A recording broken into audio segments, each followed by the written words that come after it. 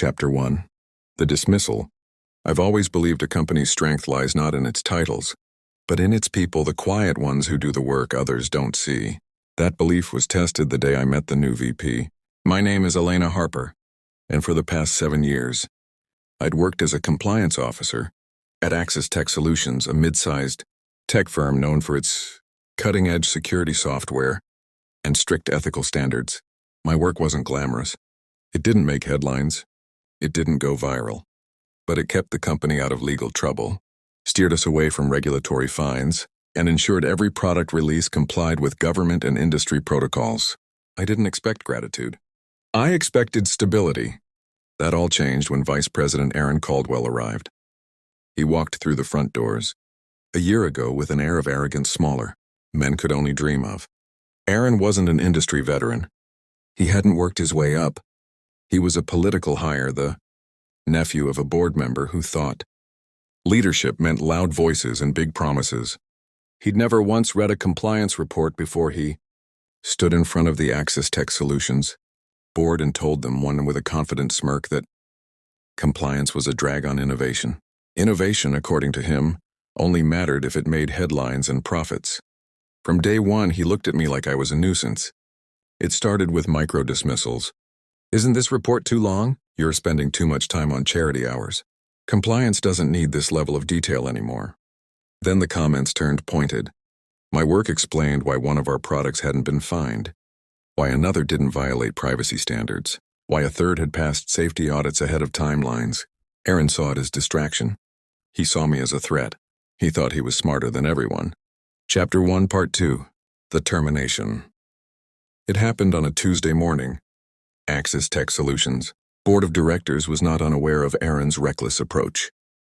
They had been getting emails quiet, anonymous, about operational risk, compliance concerns, misguided executive decisions, but they didn't know who was behind them. Within 24 hours of leaving the company, I submitted my formal compliance overview, fully documented.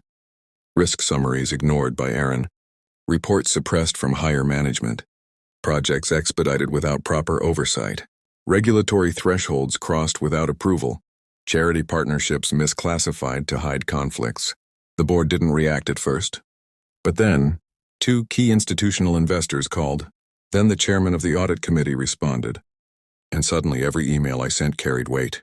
All of a sudden, they needed the compliance documents. My compliance documents, the ones from the years I'd spent building them. It took less than a week for whispers to turn into an emergency request. Can Elena Harper brief the board on compliance and executive risk? My phone buzzed with a corporate email from chairman of the board. To Elena Harper. Subject: Request for briefing corporate risk assessment.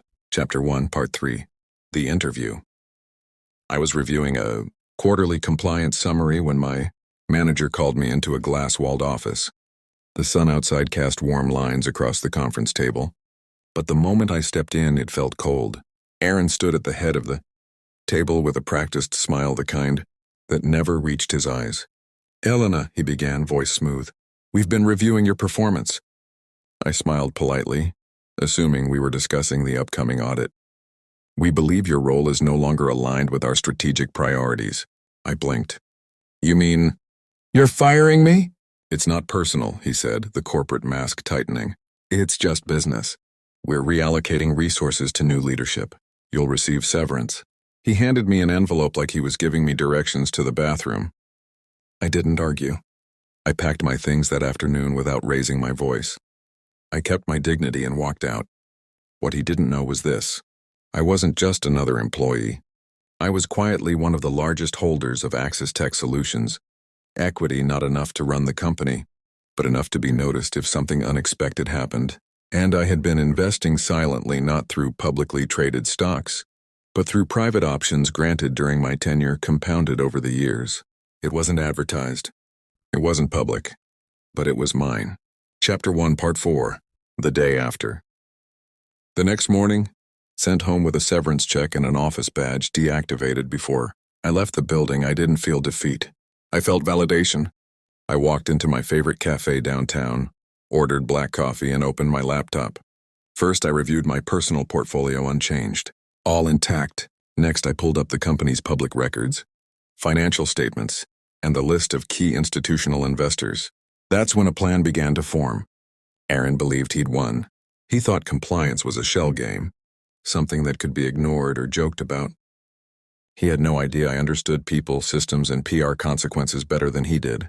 That day, I drafted my first move, a comprehensive audit I knew the board would need. One that wasn't just about technical violations, but about mishandled privileges, ignored risk reports, and leadership negligence. And I knew exactly who would pay attention. Chapter 1, Part 5. The board's door begins to crack. A conference room. Long table. Polished wood and half-filled coffee mugs. 10 executives sitting with expectant faces, Aaron included, looking confident as ever. "Thank you for coming, Ms. Harper," the chairman began. I didn't need the seat. I already owned more leverage than anyone in that room suspected. I approached the screen and clicked Start Presentation. "What follows is a detailed breakdown of risk exposure that has gone unaddressed," I said. "It includes timeline references, communication gaps, and executive oversight failures." A murmur. Halfway through, I paused. "They believed compliance was a distraction," I said, eyes on Aaron. Yet it was never compliance that slowed growth. It was risk avoidance disguised as aggression. Heads nodded. Aaron stayed silent. By the time I finished, the chairman looked at Aaron with an expression I'd never seen. Concern. "For Chapter 2, comment below. If I get 200 comments, we'll make Part 2. Thank you for watching." Subscribe.